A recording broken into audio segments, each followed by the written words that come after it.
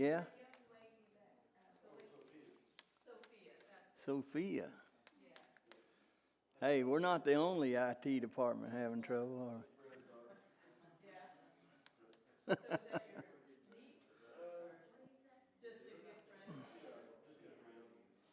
Hey, all right. We got the thumbs up. Thank you, everybody, for coming.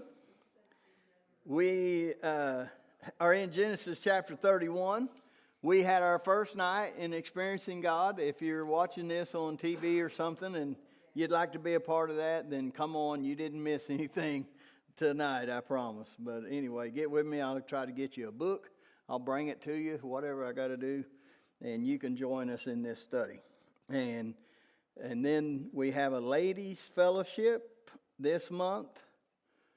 February the what? 18th. Okay, Tuesday, February the 18th. And maybe we'll have a February dinner sometime. We'll figure out, we'll try to let you know what night will work for Valisa, and we'll try to get that. And we have a bunch of other things coming up this spring, so hang with us. So we're in Genesis chapter 31, and this story just thickens. So this is where Rachel kind of exposes herself, as far as I'm concerned. And we're in Genesis chapter 31, verse 1. Here we go. It says, and he heard the words of Laban's sons. Now, up until now, there really is no mention of them. But I'm going to go back to this thing, envy. Remember the last time Jacob had made this deal with Laban. He said, all the sheep and all the goats and all the cattle that come out spotted or grizzled or brown, they'll be mine. But all that come out pure white, they'll be yours. Well, the spotted and grizzled were very few in number normally. But he derived this plan of taking sticks and stripping them down to where they were striped, removing the bark. And then some of them he took and he just made polka dots on them. And he set them before the eyes of these animals when they were mating. And through, I would guess, the power of God, these animals primarily came out spotted and grizzled and brown, which meant they belonged to Jacob. And Jacob's herd just keeps getting bigger and bigger and bigger because God is blessing him. And Laban's not so. So now envy sets in. Now his sons, Laban's sons, that would be Rachel and Leah's brothers. Well, now they're mad, right? His sons saying, Jacob hath taken away all that was our father's. Now, that's not true. How many know people lie about you? He made a deal. Jacob doesn't have any animals. He said, from this point on, anything that comes out speckled or grizzled would be mine. And anything that's not is yours. He made a deal with him. He didn't steal anything. Watch. Jacob hath taken away all that was our father's, and of that which was our father's hath he gotten all this glory. Well, every bit of that's a lie. And Jacob beheld the countenance of Laban, and behold, it was not toward him as before. Have you ever had maybe a family member, let's say, and you get together for Thanksgiving dinner, and their countenance toward you is not like it was before? There's just something in the air. Or maybe you've got a friend or something, or a coworker, or possibly a person at church, and you can just feel there's something between you. Okay? So the Bible tells brothers and sisters in the Lord, if you have something against a brother, go to him. Okay? But you know what this means.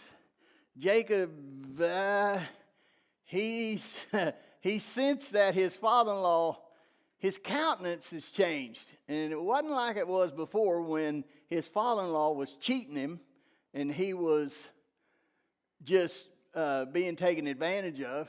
I don't know. How many of y'all appreciate that Donald Trump has started to make other nations stop taking advantage of the United States of America? I just think it's awesome. They squeal like a pig under a gate. Do you know what the president of Canada said? He said, if you do this to us, Canada will dissolve. Do you understand? If it wasn't for the United States of America, Canada would not have existed for probably the last 100 years. And virtually a bunch of other nations all over the globe. I've said it before, I'll say it again. We ought to be driving on streets of gold. But no, we give all this money to other people. It's crazy.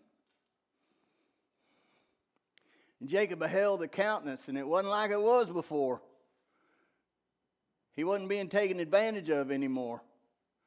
Now, he's been working for his father-in-law for 20 years.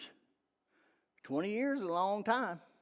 Remember when he left? A little while before he left, his daddy said he was going to die. His daddy's still alive. Anybody ever have one of them in your family?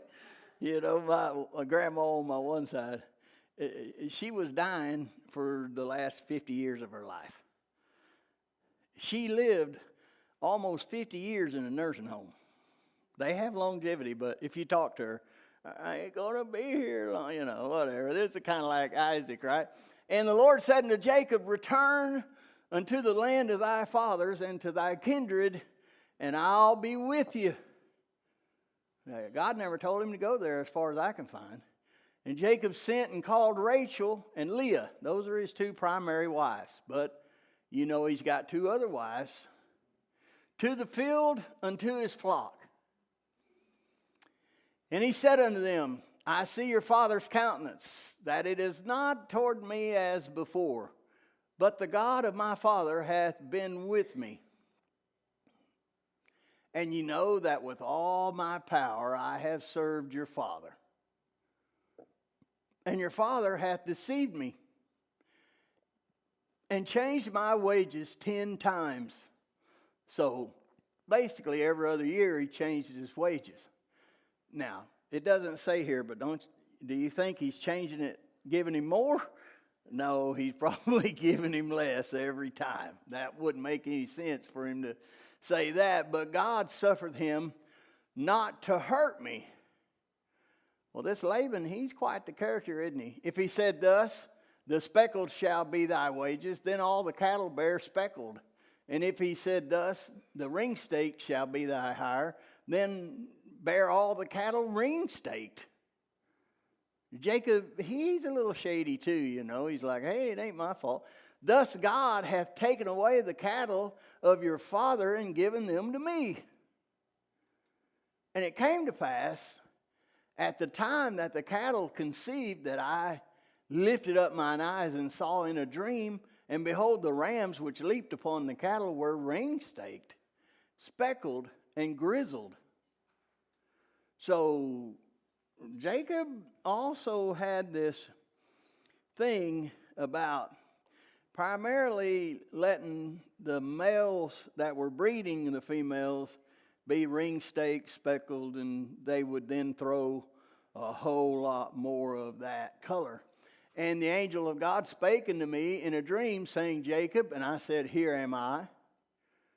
And he said, lift up now thine eyes and see all the rams which leap upon the cattle are ring-staked, speckled and grizzled, for I have seen all that Laban doeth unto thee. God sees it all. I am the God of Bethel. That's what Jacob named that place. God's house. Where thou anointest the pillar. Remember that rock that they sat on in the rocks in Scotland? And where thou vowedest a vow unto me, now rise, get thee out of this land, and return into the land of thy kindred. So God is telling him to run for it. And Rachel and Leah answered and said unto him, Is there yet any portion of inheritance for us in our father's house? They're not happy with their father either. Are we not counted of him strangers? For he hath sold us, and hath quite devoured also our money. For all the riches which God hath taken from our father, that is ours and our children's. Now then, whatsoever God hath said unto thee, do. So they're backing their husband. They're going to go with him. And Jacob rose up, set his sons and his wives upon camels. And he carried away all his cattle and all his goods which he had gotten, the cattle of his getting which he had gotten in Pandan Aram, for to go to Isaac his father in the land of Canaan. So he's making a run for it. And Laban went to shear his sheep, and Rachel had stolen the images that were her father's. Now this is the first mention of these images. That is an idol. These idols were sometimes big, sometimes small. Sometimes they were pocket versions, sometimes they were big. But Laban had them in his house as a place of worship. And God despises any aid to worship. So we don't have aids to worship. In other words, when we pray, Jesus taught the disciples how to pray. You just pray right straight to the Father in His name. You don't need a fancy beaded necklace. That's an aid to worship. You don't need a statue of Jesus' mother. That's an aid to worship. You don't need a wafer that's supposed to be Jesus. That's an idol image aid to worship. So, what did she do? Rachel had stolen the images that were her father, and Jacob stole away unaware. So they leave under the cloak of darkness, don't tell anybody. And Laban the Syrian, in that he told him not that he fled.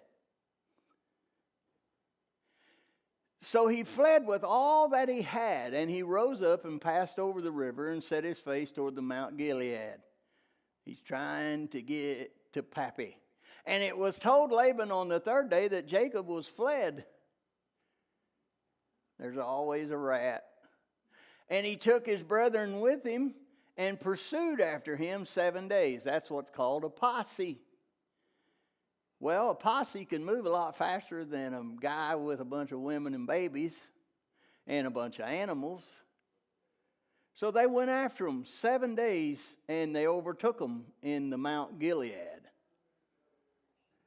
And God came to Laban the Syrian in a dream by night. Now watch this. Try not to be distracted. And said unto him, now God comes to this man in a dream and he says, take heed that thou speak not to Jacob either good or bad. Now in the Hebrew that has a connotation of don't compliment him and don't threaten him. Don't speak to him at all. Now that verse stands alone. That's what God said to Laban in a dream. Does he do it? No, he doesn't. He doesn't care what God says. He doesn't worship God. He worships idols. Well, what does Rachel worship? Why would she steal an idol? Some commentaries say she's just trying to get her inheritance. Do you think her daddy would have had some money laying around? Maybe some gold, maybe some gold shekels. Why didn't she steal some of that? But no, she steals an idol. Now, it could have been made of gold and silver, I'll give you that. But it seems like a strange thing to steal if you're a worshiper of God and don't believe in idols. So let's go. 25. Then Laban overtook Jacob. Now Jacob had pitched his tent in the mount, and Laban with his brethren pitched in the Mount of Gilead. And Laban said to Jacob, what hast thou done? Laban said to Jacob, I thought God told him not to say anything to him. He says, what hast thou done? That thou hast stolen away unaware to me. You left without saying bye. And carried away my daughters as captives, taken with the sword. Well, that's all a lie, isn't it? Lie. People lie on you. Wherefore didst thou flee away secretly and steal away from me? And didst not tell me that I might have sent thee away with mirth, and with songs, with tabret, and with harp. Throwed you a going away party. And hast not suffered me to kiss my sons and my daughters. When he says sons, he means grandsons. Thou hast now done foolishly in so doing. Well, here we've got 5 or 6 verses of him blabbing when God told him not to say a word to him. It is in the power of my hand to do you hurt. Well, that sounds like a threat, doesn't it? But the God of your father spake unto me yesternight, saying, take thou heed that thou speak not to Jacob either good or bad. Notice, it's not his God. It's not Laban's God. It's the God of your father. Remember Abraham. God told Abraham to leave them people and get out of there and go where God told him to go. Laban doesn't worship God of Abraham. I don't believe neither does Rachel. Now, just because she's in the line of Jesus Christ doesn't mean she worships God. Look at verse 30. And now, though thou wouldest needs be gone, because thou sore longest after thy father's house, yet wherefore hast thou stolen my gods? Now, these little things, this is the first mention of it. Everyone before the flood seemingly were worshipers of one God. And after the flood, there's no mention of it until now. So everyone before the flood was monotheistic. And now these people are multiple God, polytheistic. So these gods, little g, are these idols, the Bible calls them teraphim. And they would make an idol out of anything. The Egyptians made teraphim to set on shelves that were made in the likeness of a dung beetle. Dung beetle pushes around dung. Everybody know what that is, right? They would keep them. They would make jewels out of them, and they would put them on their bodies and stuff. That paganism came into the nation of Israel. Can you think of anything pagan that has worked its way in to Christianity?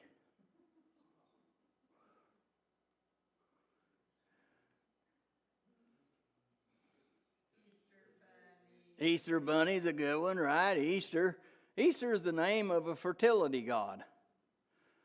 Most of the old ancient carvings of him, I am too embarrassed to show you here. But you can Google them. Easter is the fertility god of sex and fertility. And I've taught on that ad nauseum. People get sick and tired of hearing it.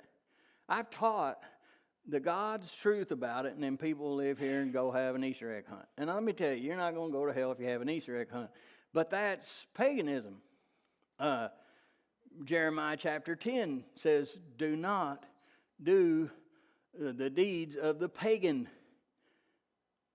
It says, you can read it as good as I can. Jeremiah 10 says, don't go out in the forest, cut down an evergreen tree, drag it back to your house, and take some boards and make it where it stands up like it's alive after you've cut it down, and then deck it with gold and silver.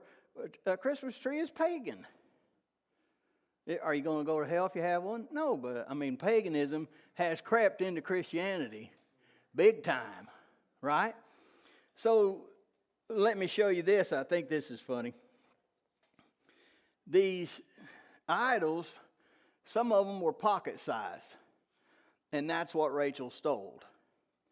But some of them were life size, and some of them were bigger, probably depending on your bank account, which one you could afford. Well, look at this.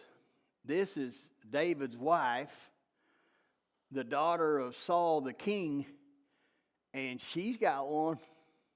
She's got a rather tall one that she uses and puts it in her bed, and then takes a pillow made out of goat hide. How would you like to sleep on a pillow made out of goat hide? Now, this is in the king's palace.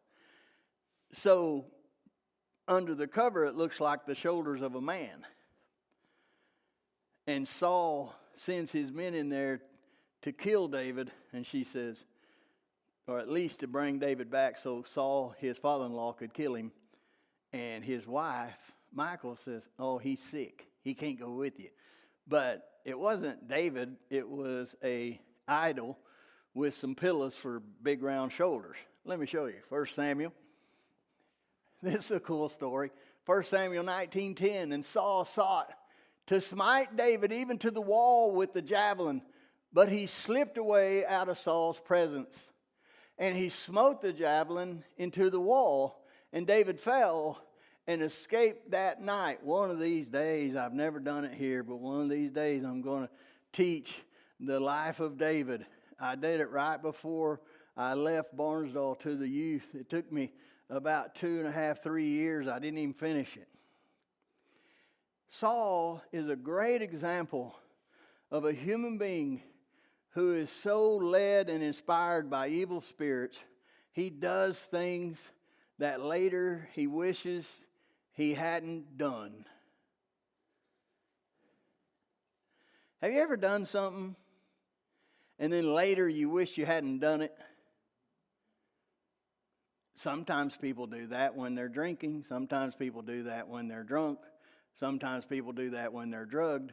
Sometimes people do that when they lose their temper.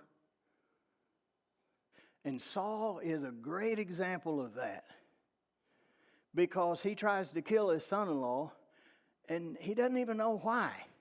And the Bible tells you the evil spirits within Saul were tormenting Saul. He had everything. He was the king. He was chosen to be king of Israel because he was head and shoulders taller than all the rest of them 5'4" Israelites. And he was better looking. Yet envy. He was envious of different people when he was the king. There was no reason for it. He was envious of David. When David didn't have one ill hair in his head toward his father-in-law. He had multiple times to kill him, and he didn't. But this evil spirit of envy drove his father-in-law mad. So watch this. And Saul sought to smite David. He threw this javelin, but he escaped. David fled and escaped that night. Verse 11. Saul also sent messengers into David's house to watch him and to slay him in the morning. And Michal, David's wife, told him, saying, if thou save not thy life tonight, tomorrow thou shalt be slain. So she's like, if you don't sneak out the window and leave tonight, tomorrow they're going to kill you, right? Pretty good advice. So Michal let David down through a window, and he went and fled and escaped. And Michal took an image, a teraphim, an idol, and laid it in the bed and put a pillow of goat's hair for his bolster and covered it with a cloth. Now, do you think this idol maybe was in the shape of a man's head? Do you think it had a man's face on it or something? I don't know. But, you know, it's the old prison trick. You know, you stick a pillow in there, make it look like you're there when you escape or something. So this is a pretty big idol. And when Saul sent messengers to take David, she said, he is sick. And Saul sent the messengers again to see David, saying, bring him up to me in the bed, that I may slay him. Now that's wanting to kill somebody pretty bad. He's like, okay, he's so sick he can't get out of bed. Just carry the bed and the sick body of David to me so I can kill him in the sick bed. That's wanting to kill somebody, ain't it? And when the messengers were come in, behold, there was an image, a teraphim or an idol in the bed, with a pillow of goat's hair for his bolster. And Saul said unto Michal, why hast thou deceived me so, and sent away mine enemy, that he is escaped? And Michal answered Saul, he said unto me, let me go, why should I kill thee? In other words, she's saying, he didn't want to kill me, so he escaped. So David fled and escaped and came to Samuel to Ramah and told him all that Saul had done to him. And he and Samuel went and dwelt in Naioth. Who's Samuel? He was the man of God. So David knows who to run to. These images, these idols. Stop and think about it. What kind of condition was Israel in if the king's daughter had an idol she worshipped in her house? So we're back to Genesis 31. We're in verse 31. You're like, well, I would think that David's wife, well, those people's wives weren't like husbands and wives today, right? And Jacob answered and said to Laban, because I was afraid, for I said, peradventure thou wouldest take by force thy daughters from me. With whomsoever thou findest thy gods, the image or the idol, let him not live. You know, you need to watch your mouth, stupid, because you might say something and God might honor it. The next scene unfolds and this woman dies. Now, she dies in child's birth, but dead is dead, right? He said, whoever's got your gods, with whoever thou findest thy gods, let him not live. Before our brethren, discern thou what is thine with me, and take it to thee. For Jacob knew not that Rachel had stolen them. He didn't have any idea his wife had them. And Laban went into Jacob's tent, and into Leah's tent, and into the two maidservants' tents, but he found them not. Then went he out of Leah's tent and entered into Rachel's tent. You got to watch this Rachel. Remember, she's a backstabbing, pagan worshiping. Now Rachel had taken the images and put them in the camel's furniture, which is the camel's saddle that they used as a seat also. You can buy them at auctions for a little bit of nothing. And she sat upon the images, right? And Laban searched all the tent, but found them not. And she said to her father, let it not displease my Lord that I cannot rise up before thee, for the custom of women is upon me. Everybody know what that means? And he searched, but found not the images. Now, when she's, let's say, in that way, she would have been considered unclean with the Israels and the Arab, everyone. So nobody would have helped her up off of her camel saddle, and nobody would have touched her to try to look underneath her. So it was a good hiding place for them, right? And she said to her father, let's go to verse 36. And Jacob was wroth and chode with Laban, and Jacob answered and said to Laban, what is my trespass? What is my sin, that thou hast so hotly pursued after me? Whereas thou hast searched all my stuff, what hast thou found of all thy household stuff? Set it here before my brethren and thy brethren, that they may judge betwixt us both. He doesn't have any idea, does he? This 20 years have I been with thee. Thy ewes and thy she-goats have not cast their young, and the rams of thy flock have I not eaten. That which was torn of beast I brought not unto thee. I bear the loss of it. Of my hand didst thou require it, whether stolen by day or stolen by night. In other words, he said, I've worked hard for you. I was honest. I haven't done you wrong. Thus I was in the day the drought consumed me, and in the frost by night, and my sleep departed from mine eyes. Now he's getting a little overboard, right?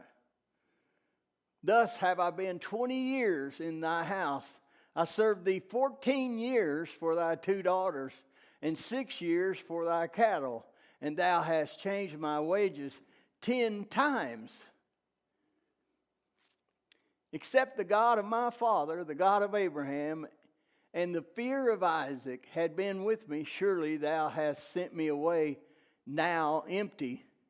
God has seen my affliction and the labor of my hands, and rebuked thee yesternight. And Laban answered and said unto Jacob, these daughters are my daughters, and these children are my children, and these cattle are my cattle. And all that thou seest is mine. And what can I do this day unto thee, my daughters, or unto their children which they have borne? Now therefore, come thou, let us make a covenant, I and thou, and let it be for a witness between me and thee. And Jacob took a stone and set it up for a pillar. This Jacob, he likes rocks. And Jacob said unto his brethren, gather stones. And they took stones and made a heap. And they did eat there upon the heap. And Laban called it, anyone want to try that? Jagar Shahadatha. But Jacob called it, Laban called it that, but Jacob called it Gilead. And Laban said, this heap is a witness between me and thee this day. Therefore was the name of it called Gilead.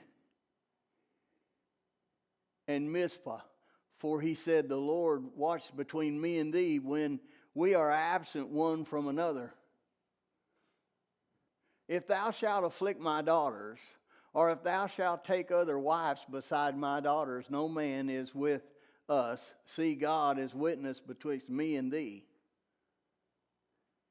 And Laban said to Jacob, behold this heap, and behold this pillar, which I have cast between me and thee. This heap be witness, and this pillar be witness, that I will not pass over this heap to thee, and thou shalt not pass over this heap and this pillar unto me for harm. The God of Abraham, the God of Nahor, the God of their fathers, judge between us. And Jacob sware by the fear of his father Isaac. Then Jacob offered sacrifice upon the mount and called his brethren to eat bread. And they did eat bread and tarried all night in the mount. And early in the morning Laban rose up, kissed his sons and his daughters, and blessed them. And Laban departed and returned into his place. Now, I want to ask you, what could have been done different? This is a family dysfunctional and torn apart. What could have been done different that this family could have been a loving family, a caring family, a God-honoring family?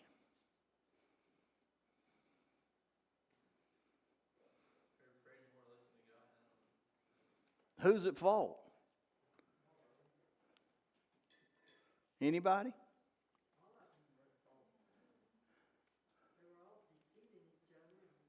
It was all one crooked bunch, wasn't it?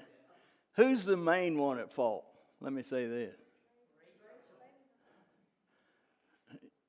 Rachel, she's low down, I'm telling you. She's low down, trifling, pagan worshiping. But Laban's not any better, is he? What? Right. So you got to think that old saying, you know, they don't fall far from the tree. Sometimes that's pretty accurate. Sometimes it's not. But let me say this for you that have children and grandchildren. They do learn from us. They watch us. Their little eyes, they don't miss anything. So they do learn from us, good or bad. And I think Rachel has a lot of her daddy in her. But these stories, the Holy Spirit puts these stories in here for us to learn from. You know, people just read these like they're stories and they don't think about their own family. If your family is struggling, look to yourself. Who am I in the story? Am I Laban? Am I Rachel? Am I Jacob? Look at David's story. Are you the one that's irrational? Are you the one being led by evil spirits? Are you the one with a pure heart like David? Or are you the one that's misunderstood like David? Our main job is to look within. You know, am I a benefit to this family? Am I a benefit to this church? Am I a benefit to this marriage? Or am I the problem? And that's how God works on us to make our families and our churches and our marriages honoring to God. It's really pretty simple. I used to tell my boys, listen, all you got to do is when you wake up in the morning, doesn't matter what time it is, when you get up, just start making right choices until you go to sleep again. And then when you wake up, make right choices, make good choices, and your life will be honoring to God. And these people are center stage in God's book, but man, they're a mess. So now this family is split, torn apart, had to make a covenant not to come and hurt each other, kill each other, whatever. It's a shame. And I'm sure you probably know of people in your family the same way. But we can't control people, but we can control ourselves, and we are responsible for ourselves. So let's pray. Heavenly Father, as we look at this story, we see people that should be worshiping you, but they're not. They're worshiping idols. They're lying. They're deceiving. They're living their lives to their own selves. God help us that we don't do that we don't fall into that, but that we live our lives that would be pleasing to you. Thank you for these dear people. Thank you for this church. We want to pray for all the people for whatever reason today that couldn't come, whether they be sick or healing up from an injury or an accident or just emotionally couldn't come. God, we just ask that you bless them and bring them back to us.